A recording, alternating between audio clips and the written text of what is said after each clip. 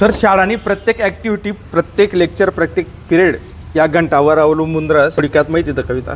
तर आम्ही ज्यावेळेस नव्हतेच त्यावेळेस ना शाळा म्हणजे काकांत्या होतात, ईश्वर काकांत्या होतात सतकळाना, गोरख काकांत्या, पानाचंद काकांत्या, विलास काकांत्या आणि सगळा गैर सपोर्टिव्ह होतात, सगळा म्हणजे गैरी मदत करेत. तर मंडळी ही बेल तुम्ही देखू शकतास. तर ही बेल देखील कोण आठवण आहे की जेव्हा आपण वर्ग मारू तर कधी कधी वाटे असू की कधी लेक्चर संपीन आणि जेव्हा बेलनो आवाज आहे तो अगरू भारी वाटे. आणि तिनानंतर जेव्हा आपली शाळा भरे किंवा शाळा सुटे तर कधी कधी कोणी गेलो अतुरताकन वाट देखे. तर जेव्हा शाळा सुटे तेव्हा जेव्हा असो आवाज होय तेव्हा बराच जण सगळं आनंद होय. ते जेव्हा आवाज म्हणजे ऐकायला भेटे असो